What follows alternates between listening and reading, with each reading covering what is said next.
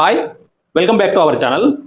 ఈరోజు మనం రాబోయే రోజుల్లో జపాన్ మాదిరిగా ఇండియాలో కూడా జనసంఖ్య తగ్గిపోయి ఎక్కడ చూసినా టూలెట్లు కనపడే పరిస్థితి కనపడుతుందా, దానికి ఉండాల్సిన కారణాలు ఏమున్నాయి, అట్లా జరిగే అవకాశం ఉందా లేదా అన్న విషయాలు పూర్తిగా వీడియోలో తెలుసుకుందాం. అదేవిధంగా ఊరందరిది ఒక దారి అయితే ఊరు దాగినంత ఉదారంట, అట్ట కదా ఒక దేశం పరిస్థితి.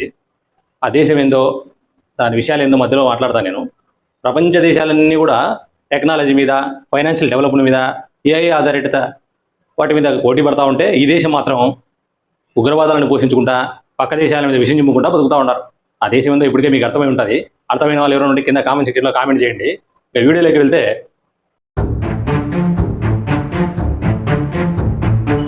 జపాన్నే మనం పర్టికులర్గా తీసుకోవడానికి ఏమీ పెద్ద కారణం ఏమీ లేదు, కానీ దీని మాదిరి ఫెర్టిలిటీ రేట్ తక్కువ కంట్రీస్ దండిగా ఉన్నాయి. కాకపోతే క్యాజువల్గా జపాన్ అయితే సెలెక్ట్ చేసుకున్నాము. ఇప్పుడు జపాన్లో ఫెర్టిలిటీ రేటు 1.4గా ఉండదు. 1947లో జపాన్ ఫెర్టిలిటీ రేటు 4.6గా ఉండింది. జపాన్కు ప్రత్యేకంగా ఇండిపెండెన్స్ డే అయినవి ఏమి లేవు. 1947 నుంచి ఫిబ్రవరి 11 మాత్రం వాళ్ళు ఇండిపెండెన్స్ డేగా జరుపుకుంటూ ఉన్నారు. 1949లో వేగంగా పెరుగుతున్న ఈ పాపులేషన్ తగ్గించాలన్న ఉద్దేశంతో జపాను ఫ్యామిలీ ప్లానింగ్ సిచ్యువేషన్ తీసుకొచ్చినారు. దాన్ని కఠినంగా అమలు చేసినారు. వాళ్ళు ఏదైతే ప్రొజెక్షన్ 2000 ఇయర్ కల్లా పాపులేషన్ తగ్గించాలని పెట్టుకున్నారో దానికంటే ముందుగానే కూడా వేగంగా పాపులేషన్ తగ్గి ఉన్నది. ఇప్పుడు అదే అతిపెద్ద సమస్యగా మారి ఉన్నది జపాన్కు. 1947లో జపాన్ జనాభా 7.5 కోట్లు. ఇప్పుడు జపాన్ జనాభా 12.5 కోట్లు. ఇండియాలో ఉన్నటువంటి కిలోమీటర్ పర్ పాపులేషన్ లెక్కనేస్తే జపాన్లో ఇప్పుడు 16.5 కోట్ల మంది జనాభా ఉండాలా. ఆ లెక్కన 30% మంది ఇంకా తక్కువనే ఉన్నారు. 21వ సెంచరీలో జపాను ఏదైతే ఫెర్టిలిటీ రేటు పెంచే ఉద్దేశంగా కిష్కింద అడ్మినిస్ట్రేషన్ అని చెప్పి ఒక కొత్త అడ్మినిస్ట్రేషన్ తీసుకొచ్చినారు. ఈ అడ్మిషన్లో భాగంగా జపాన్లో మొత్తం జీడిపిలో 1% దీనికోసం వినియోగిస్తారు. దీని యొక్క ముఖ్య ఉద్దేశం ఏంటంటే, ఎవరైనా కొత్తగా పెళ్లి లేని వాళ్ళకు పిల్లలు పుట్టకుండా వాళ్ళ యొక్క హెల్త్ అవసరమైన డబ్బులు వాళ్ళు పుట్టిన తర్వాత డెవలప్మెంట్కు, వాళ్ళ ఉద్యోగాలకు, చదువులకు మొత్తం అన్ని ఈ అడ్మినిస్ట్రేషన్ ద్వారానే ఖర్చు పెడతారు. 2047 కల్లా జపాన్ దీని మీద దాదాపుగా $400 బిలియన్ ఖర్చు పెట్టినట్టుగా జపాన్ లెక్క వేస్తూ ఉండాలి. ఇప్పుడు జపాన్లో ప్రతి 10 ఇళ్లకు 6 ఇళ్ళు ఖాళీగా ఉన్నట్టుగా సోషల్ మీడియాలో అక్కడక్కడ చక్కర్లు కొడతా ఉండదు. దీనికి మరొక కారణం కూడా ఉండదు. అదేంటంటే జపాన్లో 170% మంది సొంత ఇల్లు గల వాళ్ళే. దానికి తోడు ఈ ఫెర్టిలిటీ రేట్ తగ్గిపోవడం వల్ల ఈ టూలెట్లు అనేది ఎక్కువ జపాన్లో కనిపిస్తూ ఉన్నట్టుగా మనకు WHO లెక్కలు చెప్తూ ఉన్నాయి. సరే, ఇంక జపాన్ సంగతి పక్కన పెట్టి ఇండియాలోకి వచ్చే, ఇండియాలో 1947లో మన దేశ జనాభా 34 కోట్లు. అప్పుడు ఉన్నటువంటి ఫెర్టిలిటీ రేట్ ఫర్ ఉమెన్ 6.1గా ఉండిండేది. ఇండియాలో ఈ 6.1% FTR రేట్ అనేది దాదాపుగా డికేడ్ మొత్తం నడిచిండదు. 1880 నుంచి 1980 వరకు కూడా ఇది నడిచింది. పర్టికులర్గా ఈ పీరియడ్లో అంత పాపులేషన్ పెరగడానికి కొన్ని ముఖ్యమైన కారణాలు ఉన్నాయి. అందులో అన్నీ మాట్లాడితే వీడియోలు ఎంత ఎక్కువ అయిపోతుంది, మీకు సుత్తే కొడుతుంది. కాబట్టి 4 విషయాలు మీతో మాట్లాడతా. అందులో మొట్టమొదటిది బాల్య వివాహాలు. బాల్య వివాహాలు అంటే ఏంటంటే, పూర్వకాలంలో లేడీస్ మెచ్యూర్ అయిన వెంటనే పెళ్లి చేస్తూ ఉన్నారు. దానివల్ల ఏమవుతుందంటే ఫెర్టిలిటీ పీరియడ్ ఉమెన్ లైఫ్లో ఎక్కువ కాలం ఉంటా ఉండేది. దానివల్ల 4, 5 మంది, 6 మంది పిల్లలు అనేదానికి అవకాశం ఎక్కువ ఉంటా ఉండేది. దానివల్ల ఈ పాపులేషన్ పెరిగేదానికి ఇది ప్రధానమైన కారణంగా చెప్తా ఉన్నారు. రెండవ అంశం వైద్య సదుపాయాలు. ఇప్పటితో పోలిస్తే ఆ కాలంలో వైద్య సదుపాయాలు చాలా తక్కువ ఉన్నాయి. ఇప్పుడున్న టెక్నాలజీ కానీ, ఇప్పుడు ఉండే స్పెషలైజేషన్ డాక్టర్లు కానీ అప్పుడు అందుబాటులో ఉండేవాళ్ళు కాదు. దానివల్ల ఏమవుతా ఉండదంటే, కుటుంబంలో 6 మంది 7 మందిని పుట్టించుకుంటే పోయాలి. ఎప్పుడు ఏ రోగం వచ్చే 2-3 పైన మిగతా 4-5 మందిని బతికి గుంపుగా బతుక్కుంటారనే ఉద్దేశంతో అప్పుడు తల్లిదండ్రులు పుట్టించుకుంటా ఉన్నారు. ఇది కూడా ఒక ముఖ్యమైన కారణం. ఇక 4వ అంశం చెప్తే, ఫ్యామిలీ ప్లానింగ్ మీద ఎవరికి అవగాహన లేకపోవడం. 1960లోనే వాస్తవానికి ఇండియాలో ఈ ప్లానింగ్ గురించి ఇంట్రొడ్యూస్ చేయాలని కేంద్ర ప్రభుత్వం ఆలోచన చేసి ఉండదు. కాకపోతే ఇప్పుడు మాదిరి social media, digital media, print media, చేతిలో మొబైల్ ఇవన్నీ ఆ కాలంలో ఏమి లేవు కాబట్టి అనుకునే స్థాయిలో అవేర్నెస్ జనాల్లో రాలే. సో ఇది కూడా ఒక పెద్ద కారణం. ఇక 4వ అంశం అయితే వ్యవసాయ రంగం. ఇండియాలో ఇప్పుడు వ్యవసాయం మీద ఆధారపడి జీవిస్తున్న వాళ్ళ సంఖ్య 40%.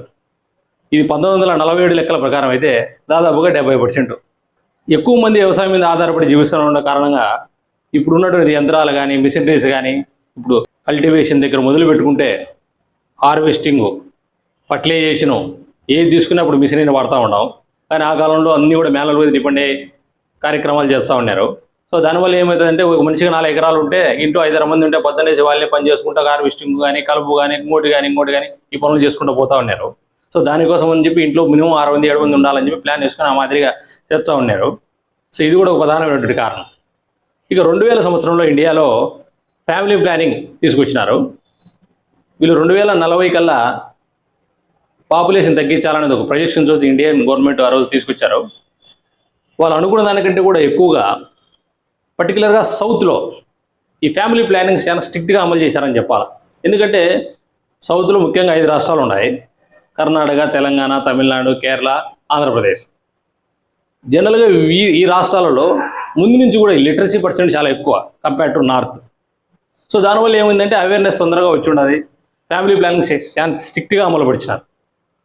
కానీ ఇక్కడ నార్త్ సైడ్ చూసినట్లయితే ఇప్పటికీ చాలా రాష్ట్రాల్లో యావరేజ్గా ఎఫ్టీఆర్ రేట్ మనం ఇప్పుడు ఇండియా విడి మాట్లాడుకుంటామో ఇది 2.2 పైన చాలా రాష్ట్రాల్లో ఉన్నాయి. అత్యధికంగా బీహార్లో 3% ఉంది FTR rate. Madhya Pradesh, Uttar Pradesh, even Rajasthan చాలా రాష్ట్రాల్లో 2 అబోవ్గా ఈ ఎఫ్టీఆర్ రేట్ ఉండదు. ఇక సౌత్ విషయానికి వస్తే ఈ 5 రాష్ట్రాల్లో ఎఫ్టీఆర్ రేట్ బిలో 1.4%గా ఉండదు. ఇప్పుడు సమస్య ఎక్కడొచ్చి ఉండదు అంటే మన ఈ వీడియో చేయడానికి కూడా ప్రధానమైన కారణం ఇక్కడ నుంచే స్టార్ట్ అయితే మీకు క్లారిటీగా అర్థమవుతుంది వింటే. సో ఇండియాలో మొత్తం పార్లమెంటుకు సంబంధించి 543 లోక్సభ స్థానాలు ఉన్నాయి. సౌత్లో పర్టికులర్గా ఇందాక మనం మాట్లాడుకున్న 5 రాష్ట్రాలలో 129 స్థానాలు ఉన్నాయి. లిమిటేషన్ ఇప్పుడు తెర మీదకి వచ్చిన నేపథ్యంలో సౌత్లో ఉన్నటువంటి కొంత ముఖ్యమైనటువంటి నాయకులు ఫర్టిలిటీ రేటు పెంచాలా అని చెప్పి చెప్తా ఉన్నారు. ఇదే మంచి అంశమే. కాకపోతే పొద్దునికి రాత్రికి పెంచేదానికి ఇదేమి బొమ్మలు కాదు కదా, ప్రాణం మోసి ఇడుసురా అనేదానికి. నార్త్లో జనరల్గా పాపులేషన్ ఎక్కువ కాబట్టి వాళ్ళకి ఎక్కువ సీట్లు పోయి ఆ ఏరియాలో నేషనల్ పార్టీల హవా ఎక్కువ ఉండడం వల్ల సౌత్లో వచ్చిన సీటుతో సంబంధం లేకుండా వాళ్ళే అధికారంలో ఉండేదానికి అవకాశం ఉండదు. ఇది సౌత్ రాష్ట్రాల ఉనికికి, రాష్ట్రంలో ఉన్న ప్రజల భవిష్యత్తుకు అంధకారంగా మారే పరిస్థితి ఉండదని చెప్పి నాయకులు భావిస్తూ ఉన్నారు. ఇది మాత్రం గొప్ప అంశమే. రాబోయే రోజుల్లో ఇప్పటికే సౌత్ ఇండియా నుంచి మొత్తం ఇండియాలో వచ్చే రెవెన్యూలో అయితే టెక్ కంపెనీలు కానీ, ఇండస్ట్రీలు కానీ ఇక్కడ నుంచి వచ్చే రెవెన్యూ దాదాపుగా 40% ఉన్నది. ఇక్కడ వచ్చినటువంటి రెవెన్యూని తీసుకెళ్ళి వాళ్ళు నార్త్లో పాపులేషన్ ఆధారంగా డిస్ట్రిబ్యూట్ చేస్తూ ఉన్నారు. సరే, అదైతే గవర్నమెంట్ చెప్పే లెక్కలు వాళ్ళ ఆధారాలు వేరే ఉండొచ్చులే, కానీ మనం అంత డీప్గా దాంట్లో వెళ్ళాల్సిన అవసరం లే. ఇప్పుడున్న టాపిక్ గురించి మనం అయితే మాట్లాడదాం. ఫెర్టిలిటీ రేటు పెరగకోకుండా వేయాల సౌత్లో ఇట్లాగే నిలబడిపోతే రాబోయే రోజుల్లో ఎస్పెషల్గా నాట్ ఓన్లీ సౌత్ అనే కాదు త్రూఅవుట్ ఇండియాలో ఈ రేటు పెరగడం అనేది చాలా ఇంపార్టెంట్. యూత్ ఎంపవర్మెంట్ రాబోయే రోజుల్లో తగ్గిపోవడం అన్నది ఎకానమీకి పెద్ద స్ట్రెస్గా మారే అవకాశం ఉండదు. ఇప్పుడు జపాన్ అయితే డెవలప్ అయిన కంట్రీ అయినటువంటి జర్మనీ కానీ, చైనా కానీ వాళ్ళు కూడా ఈ మ్యాక్రో లెవెల్లో ఈ సమస్యలు ఫేస్ చేస్తూ ఉన్నారు. వీటిని మనం ఫేస్ చేయకుండా ఉండాలంటే ఇప్పటి నుంచి మనకు ఒక ప్రొజెక్షన్లో ఒక 30 years 40 years ప్రొజెక్షన్ తీసుకొని కేంద్ర రాష్ట్ర ప్రభుత్వాలు రెండూ కూడా ఈ యొక్క ఫెర్టిలిటీ రేట్ని పెంచే విధంగా ప్రయత్నం చేస్తే చాలా బాగుంటుంది. ఒకవేళ నిజంగా ఎంత ప్రయత్నం చేసినా మనం దాన్ని చేరుకోగలుగుతామా అంటే అది $1 million పక్షంగానే ఉండదు. దానికి మ్యాక్రోలో చాలా దండిగా కారణాలు ఉన్నాయి. రెండే అంశాలు నీతో మాట్లాడతా నేను. అందులో మొట్టమొదటిది వైద్యం. ఇండియాలో జరిగే ప్రతి 100 పెళ్ళిళ్ళు అయిన తర్వాత ఈ కపుల్స్లో 30% మందికి సంతాన సాఫల్య సమస్య ఉండాలి. ఈ 30-35% మంది ఐవీఎఫ్ మీద ఆధారపడి ఈ ఫెర్టిలైజేషన్ పొందేదానికి ప్రయత్నం చేస్తూ ఉన్నారు. ఐవీఎఫ్ పక్కన పెడితే ఐవీఎఫ్లో దాదాపుగా జిల్లా స్థాయి హాస్పిటల్లో కూడా 8 నుంచి 10 లక్షలు చార్జ్ చేసే అవకాశం ఉన్నది. రోజు $200, $300, $500 కూలి పని చేసుకునే వాళ్ళు 8-10 లక్షలు పెట్టి ఈ ఫెర్టిలైజేషన్ పొందే అవకాశం నిజంగా ఉండదంటారా? ఆ పరిస్థితి వాళ్ళ దగ్గర ఉంటుందంటారా? సరే, వాళ్ళకైతే వదిలేయండి. నెలకు 40,000 50,000 వచ్చే సాఫ్ట్వేర్ల పరిస్థితి కూడా ఉంటుందంటారా? ఈవెన్ హైదరాబాద్, బెంగళూరు ఇట్లా కార్పొరేట్ సిటీలలో 20 లక్షలు కూడా ఛార్జ్ చేసే హాస్పిటల్ ఉన్నాయి. పీపీపీ పద్ధతిలో గవర్నమెంట్ ఏదైతే ప్రైవేట్ హాస్పిటల్కి ఈ విధంగా అవకాశాలు కల్పించడం మంచిదే, కానీ ధరలు అందుబాటులో పెట్టడం అనేది చాలా ముఖ్యమైనటువంటి అంశం. సరే, ఏదో రకంగా అయిపోయింది. కన్సీవ్ అయిన తర్వాత స్కానింగ్ అంట, బ్లడ్ టెస్ట్లు అంట, వీటికంటే ఎట్టో విధంగా వాళ్ళు తిప్పలు పడే వాళ్ళు ఖర్చు పెట్టుకుంటారు అనుకుందాం.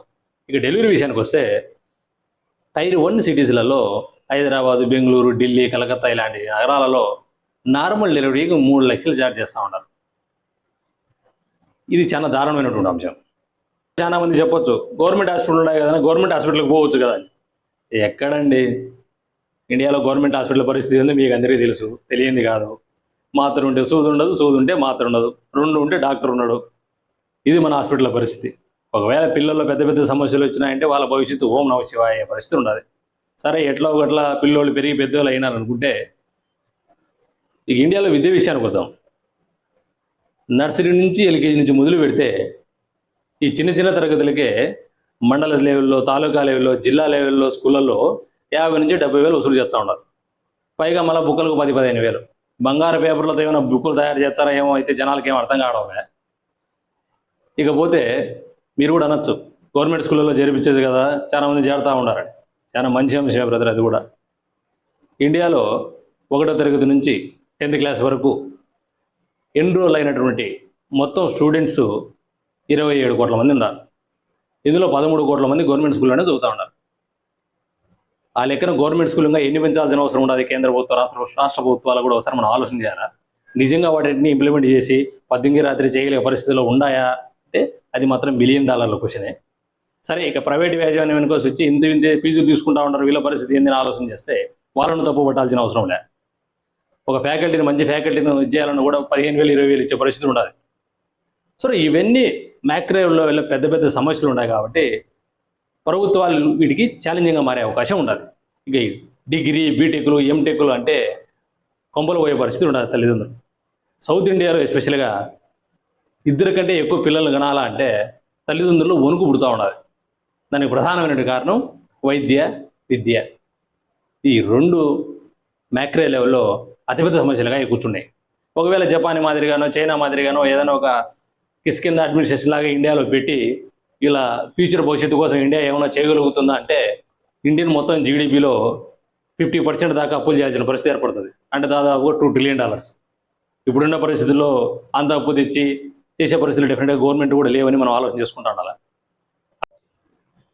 12 కోట్ల జనాభా ఉన్న జపాన్లో చేసేదానికి 160 కోట్లు ఉన్న ఇండియాలో ఈ సమస్యలు సాల్వ్ చేసేదానికి చాలా పెద్ద తేడా ఉండదు. సో ఇది ఆల్మోస్ట్ ఇవన్నీ చేయాలంటే కష్టమే అని చెప్పాలా. ఇకపోతే నేను ఫస్ట్లో ఒకటి చెప్పాను, ఊరందరిది ఒక దారి అయితే ఊరు దాకిన ఒక దారి అని చెప్పి. ఏంటంటే మీరు ఎవరైనా గెస్ట్ చేసేవారంటే కింద కామెంట్లో కామెంట్ చేసినారా లేదా చూస్తా నేను. ఆ దేశం పాకిస్తాన్. పాకిస్తాన్లో దాదాపుగా మొత్తం జనాభాలో 30% మంది ఆకలితో అల్లాడుతున్నట్టుగా, అందులో 11 మిలియన్ల మందికి ఒకపూట భోజనంతో బతుకుతున్నట్టుగా WHO రీసెంట్గా విడుదల చేసినటువంటి రిపోర్ట్లు తెలుస్తూ ఉన్నది. వీళ్ళంటే యుద్ధాలంటే మీసాలు తొడలు కొడతారు, అది కాదు కదా కావాల్సింది. వేరే దేశాల మీద విషం చిమ్మడము, తీవ్రవాదాన్ని పెంపొందించడము, వీటి అంశాల మీద ఫోకస్ చేసే కంటే దేశ భవిష్యత్తు గురించి, దేశంలో ఉన్న ప్రజల భవిష్యత్తు కోసం ఆలోచన చేస్తే పాకిస్తాన్ ఇప్పటికి ఎప్పుడూ బాగుపడి ఉండేది అనేది విశ్లేషకుల అంచనా. మీరు 4 లైక్ కొట్టి 4 సబ్స్క్రైబ్ చేసుకుంటే 40 మంది దాకా పోతే 400 మందికి చేరితే ఇట్లా విలువైన సమాచారాన్ని తెలుసుకుంటారని భావిస్తూ సబ్స్క్రైబ్ బటన్ బంగారు చిత్రం నొక్కి సబ్స్క్రైబ్ చేసుకోండి. Thank you for watching.